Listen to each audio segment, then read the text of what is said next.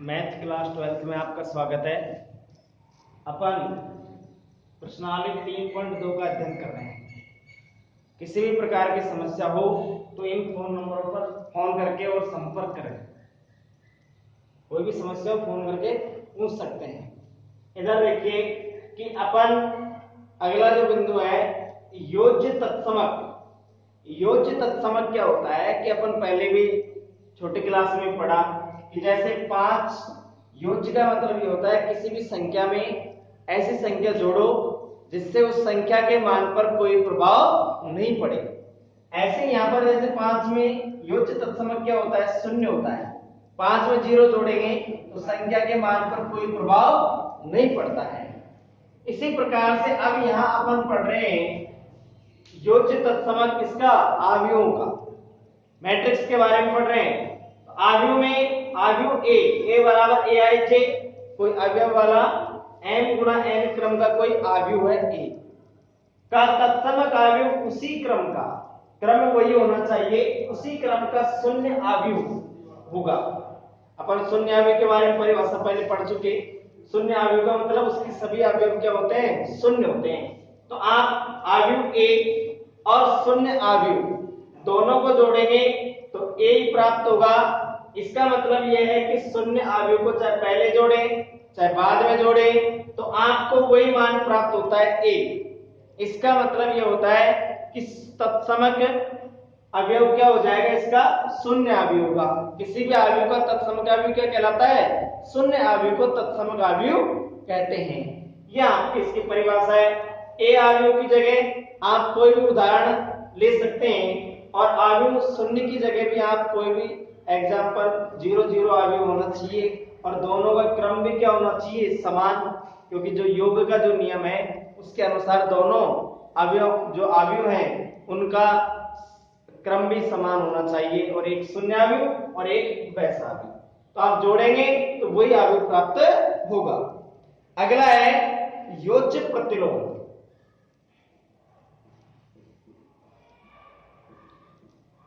योज्य प्रतिलोम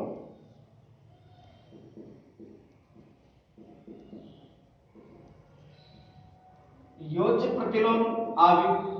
योज्य प्रतिलोम में भी वही प्रक्रिया है जो चीज अपन पहले पढ़ चुके कि किसी भी संख्या में आप 5 में क्या जोड़ें कि आपको तत्समक आव्यूह, तत्समक आव्यूह क्या है, शून्य, कि 5 में क्या जोड़ें कि तत्समक संख्या प्राप्त होनी चाहिए, योज्य तत्समक प्राप्त हो।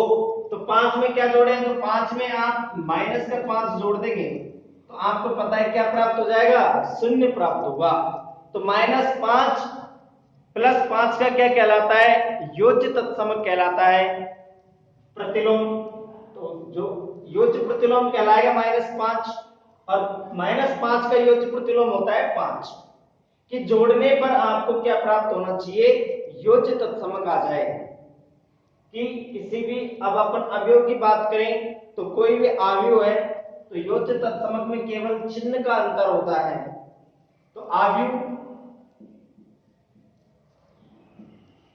ए बराबर ए आई जे m गुणा n क्रम का आव्यूह है का योज्य प्रतिलोम, योज्य प्रतिलोम आव्यूह -a आई जे m गुणा n, क्रम भी समान होना चाहिए, उसी क्रम का केवल चिन्हों का अंतर है, वो आपका योज्य प्रतिलोम आव्यूह कहलाता है। तो आव्यूह ए आई जे m गुणा n क्रम का योज्य प्रतिलोम आव्यूह -a बराबर -a आई जे m गुणा n क्रम का होगा। आप a को और -a आव्यूह को जोड़ेंगे, a आई जे m गुणा n क्रम का है प्लस -a आई जे ये भी आपका m गुणा n क्रम का है, तो आपको शून्य अवयव प्राप्त होगा। उसी क्रम पर क्या प्राप्त होगा? शून्य अवयव प्राप्त हो जाएगा। तो आप जोड़ेंगे तो यहां पर a तो माइनस a अवयव का योज्य प्रतिलोम कहलाता है और माइनस a का क्या कहलाता है? योज्य प्रतिलोम कहलाता है। अतः a माइनस a का योज्य प्रतिलोम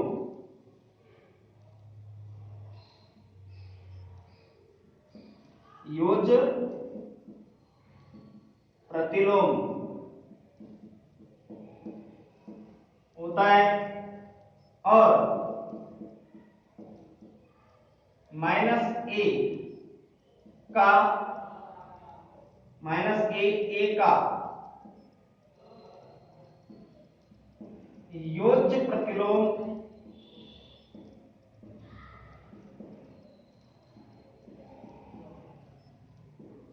अवयव कहलाता है।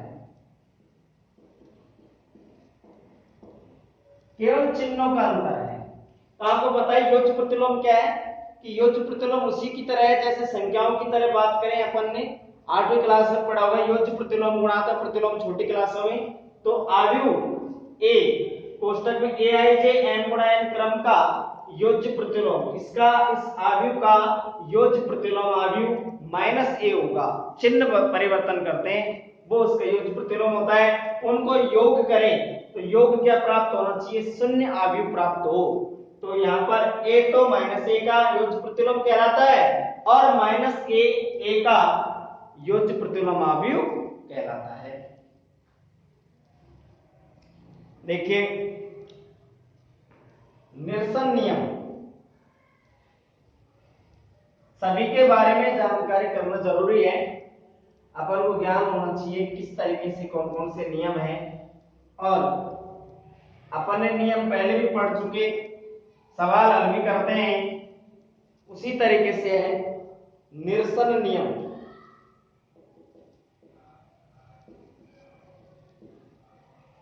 निरसन नियम निरसन नियम में कि कोई भी अवयव है a b c, तो इसमें आप इस तरीके समझिए कि a प्लस c करा बराबर में b प्लस c। आप a प्लस c करें और b प्लस c करें तो आपके यहां से दोनों ओर से c हटा दिया जाए, इसमें से इधर से c हटा दें, इधर से c हटा दें, तो आपका a बराबर b प्राप्त होता है। ये आपका जो नियम है वो दक्षिण निरसन नियम कहलाता है। दक्षिण निरसन नियम कहलाता है। और यदि ये तो कहलाता है दक्षिण निरसन नियम।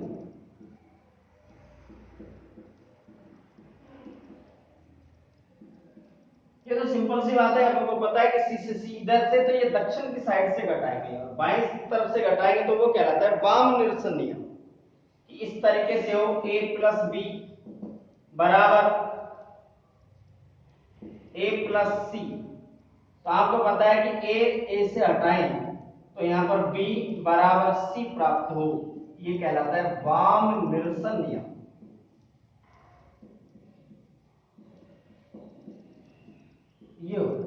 ये साधारणतः अपन उपयोग करते हैं, समान संख्या दोनों समीकरणों में दोनों पक्षों में होती है तो अपन उसको हटाते हैं। ऐसे ही आव्यूह में भी नियम है कि दोनों पक्षों में समान संख्या है तो उसको अपन हटा सकते हैं।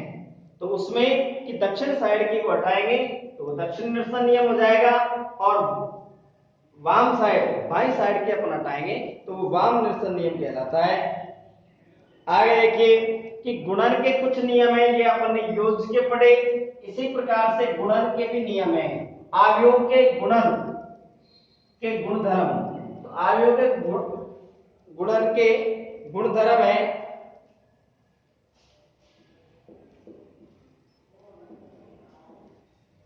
अवयव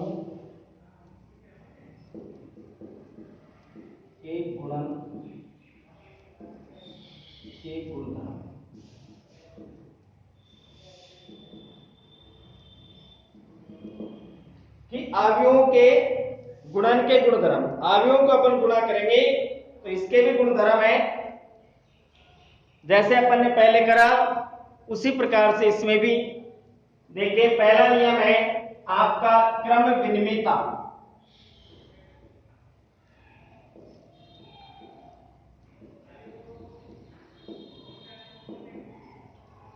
क्रम विनिमेयता, क्रम विनिमेयता में आपको पहले पता है कि क्रम का मतलब होता है कि उनको आगे पीछे साधारणतः समझे 2 गुणा 3 करें और 3 गुणा 2 करें।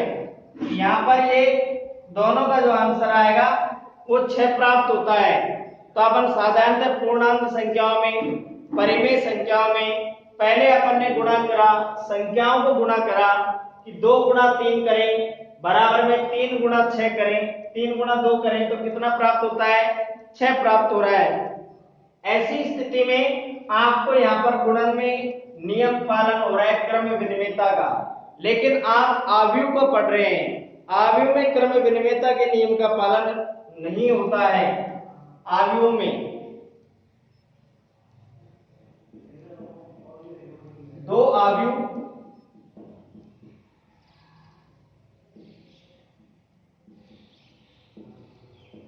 दो अवयव ए व बी को परस्पर गुणा किया जाए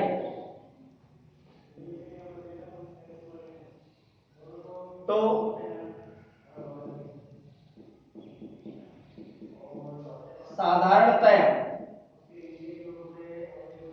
साधारणतः A B not equal to B A प्राप्त होगा। अतः गुणन में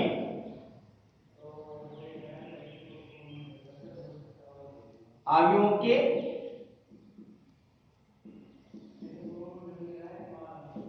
गुणन में क्रम विनिमेयता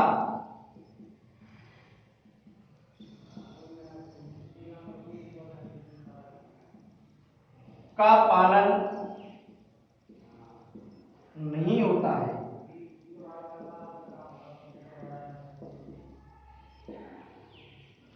तो अवयवों के गुणन में क्रम विनिमेयता का पालन नहीं होता है। तो कोई भी 2 अवयव हैं, मैंने यहाँ पर साधारणतः इसलिए लिखा है क्योंकि अगर आप a व b के स्थान पर कोई इस प्रकार का उदाहरण भी लें कि जिससे ab बराबर ba प्राप्त हो जाए, तो अपने जो सिलेबस में जो भी सवाल आएंगे गुणनफल के वो इस तरीके से आएंगे कि ab बराबर नहीं होगा ba के। गुणन a और b की जगह ऐसे अवयव लिए जाएंगे जिससे क्रम विनिमेयता का पालन नहीं होगा। लेकिन अगर आप कोई विशेष परिस्थिति में लेकर के हल करें तो इसमें क्रम विनिमेयता का पालन हो सकता है। इसलिए मैंने यहाँ पर लिखा है 2 अवयव a व b को परस्पर गुणा किया जाए तो साधारणतः ab not equal to ba प्राप्त होगा। अतः अवयवों के गुणन में क्रम विनिमेयता का पालन नहीं होता है। क्लियर स्थिति तो इसकी यह है। आप किस तरीके से गुणा करेंगे, देखिए कोई भी अवयव अपन एग्जांपल लेकर के समझ सकते हैं। ए कोई अवयव लिया,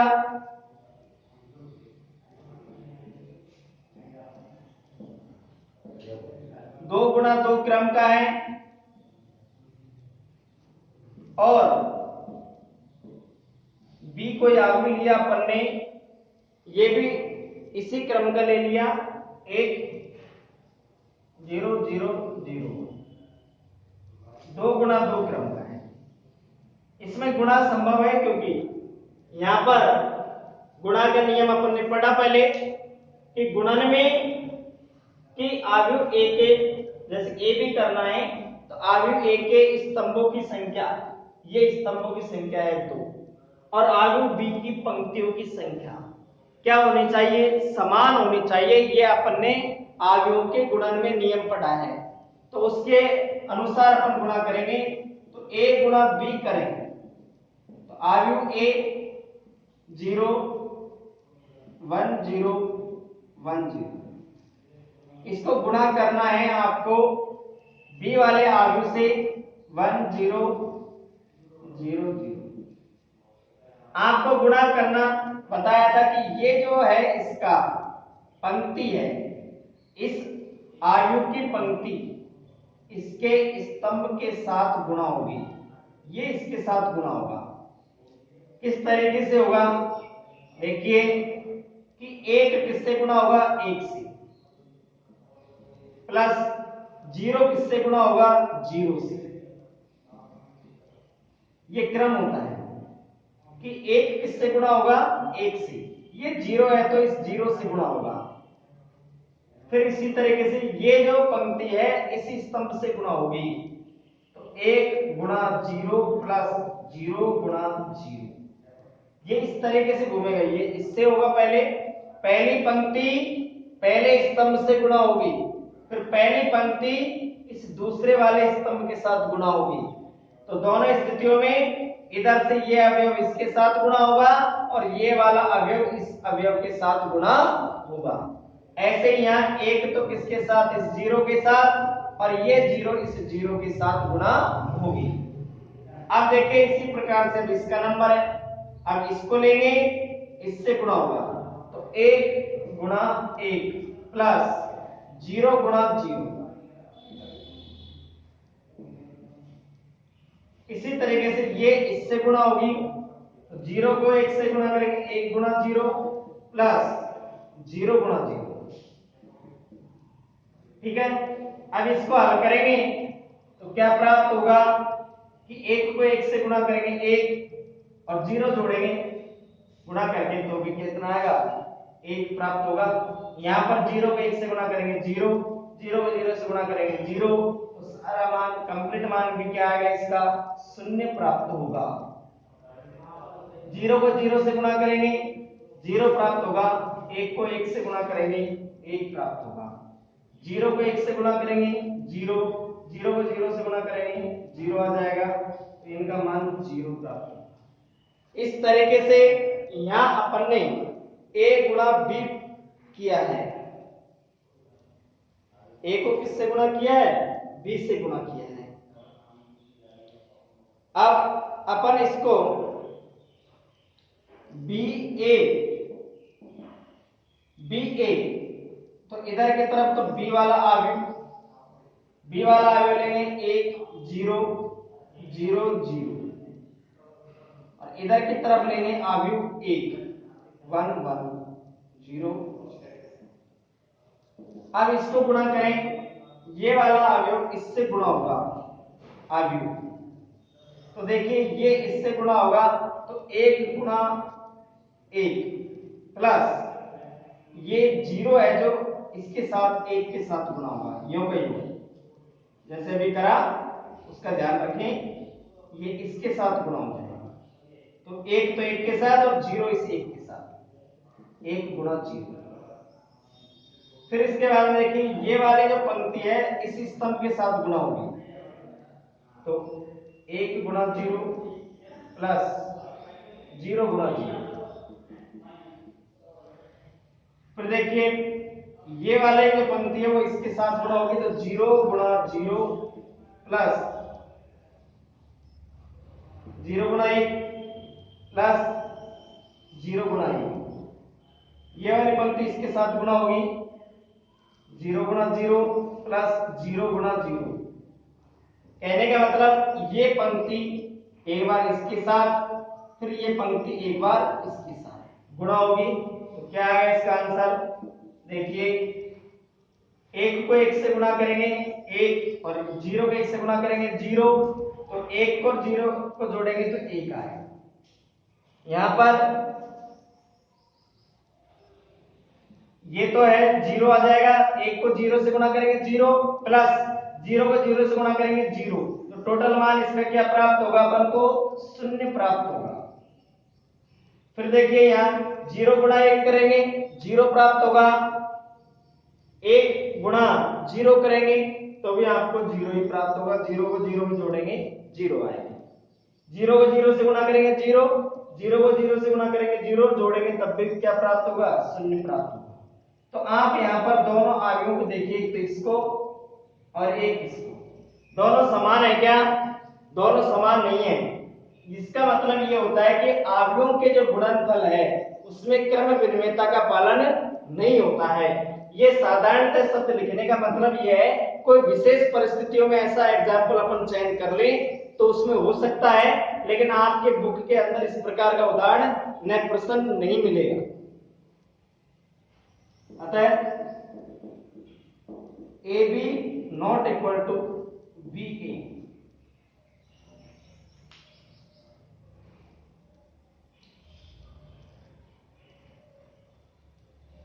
अगला नियम है सहचार्यता। जिस प्रकार से अपने योग के नियम पढ़े उसी तरीके से गुणन के हैं। तो आप योग में भी देखें, उसमें प्लस का चिन्ह का उपयोग होता है, और यहाँ गुणा के जो नियम पढ़ रहे हैं उसमें गुणा के चिन्ह का प्रयोग होगा। नियम वही है, सहचार्यता का नियम।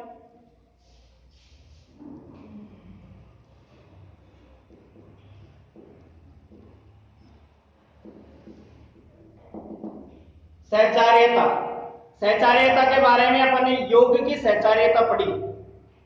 अब गुणन की सहचार्यता, अंतर केवल चिन्ह का है। सेम इसी तरीके से आपको पता है कि 3 आव्यूह लें, यदि आव्यूह A, B व C हो तो देखिए आव्यूह के जो गुणन है उसमें क्रम विनिमेयता का पालन नहीं होता है, लेकिन इसमें सहचार्यता नियम का पालन होगा कि आप ए को बी से गुणा करें और फिर जो गुणनफल आए उसको सी से गुणा करें, या फिर आप पहले बी और सी को गुणा कर लिया दोनों को और फिर ए से गुणा करेंगे। ऐसी स्थिति में दोनों के जो मान आएंगे वो समान प्राप्त होंगे, तो गुणन में सहचार्यता का पालन होता है। तो लिख देंगे अतः आव्यूहों के गुणन में सहचार्यता का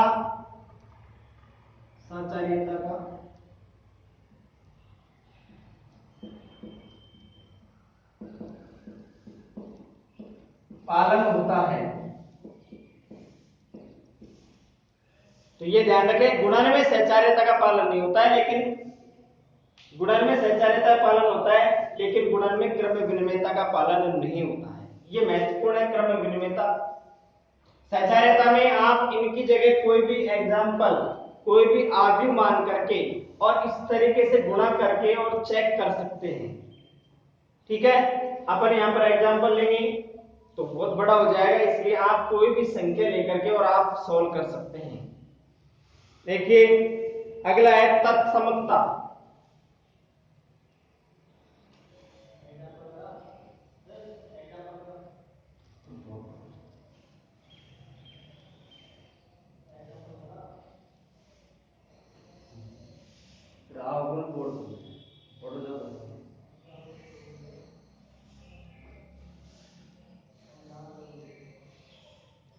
देखो तत्समकता,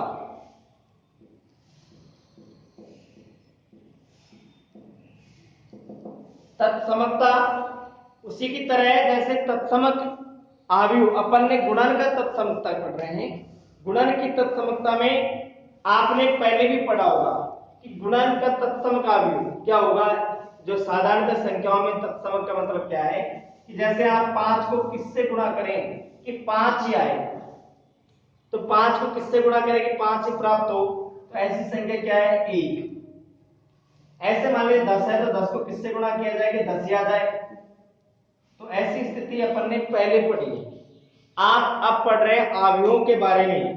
तो आव्यूहों में भी इसी तरीके से है कि इकाई जो आव्यूह है वो इसी का काम करेगा। किसी भी आव्यूह का उसी क्रम का इकाई आव्यूह उसका क्या कहलाता है? गुणन तत्समक कहलाएगा।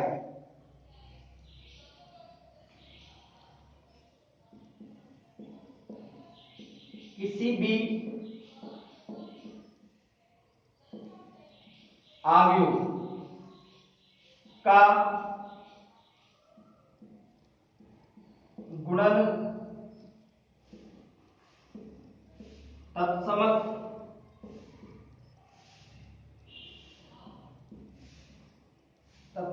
आव्यूह उसी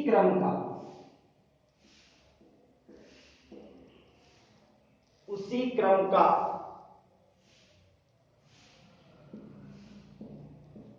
इकाई आव्यूह होगा।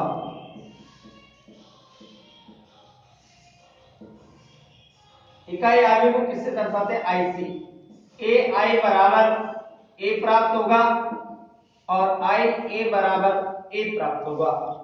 आप यहां पर ए आई, ए का मतलब कोई भी आव्यूह है, आई का मतलब इकाई आव्यूह है, उसी क्रम का होना चाहिए। दोनों को गुणा करेंगे तो ए प्राप्त होगा और आई ए को गुणा करेंगे तब भी वही प्राप्त होगा। देखिए एग्जांपल ले लेते हैं इसका। तो क्या होगा? मान लीजिए कि ए कोई आव्यूह है, आव्यूह ए है जिसमें 1 3 2 4 है का तत्समक आव्यूह।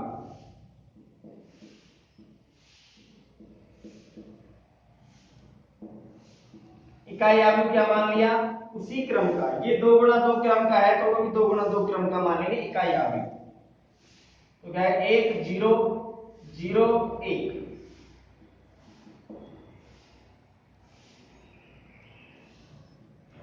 होगा। तब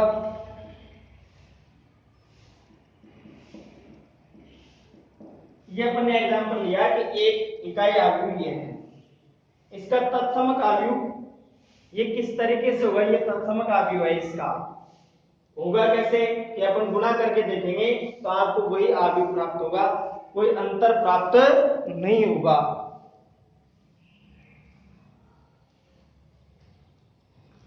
देखिए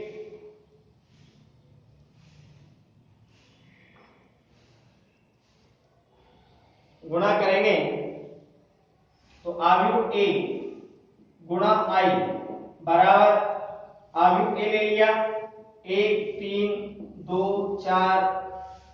इस आव्यूह को इसका इकाई आव्यूह है उससे गुणा कर रहे हैं। गुणा करने के आपने कई बार स्टेप देख लिया अपन ने कि ये जो पहली जो पंक्ति है वो पहले स्तंभ के साथ गुणा होगी। पहली पंक्ति पहले स्तंभ के साथ, इस पंक्ति को इसके साथ गुणा करें तो क्या प्राप्त होगा? मान देखिए कि 1 किससे गुणा होगा? 1 से। 1 किससे गुणा होगा? 1 से। 1 गुणा 1 प्लस 3 किससे गुणा होगा? 0 से। फिर देखिए पहली पंक्ति दूसरा स्तंभ, पहली पंक्ति दूसरा स्तंभ, तो 1 किससे गुणा होगा? 0 से प्लस 3 किससे गुणा होगा? 1 से। ठीक है। इसी तरीके से यहां देखिए कि ये जो दूसरी जो पंक्ति है वो पहले स्तंभ से गुणा होगी, किससे गुणा होगी? पहले। तो देखिए इसका क्रम क्या है? 2 गुणा 1 प्लस फिर 4 किससे गुणा होगा? 0 से। 4 गुणा 0।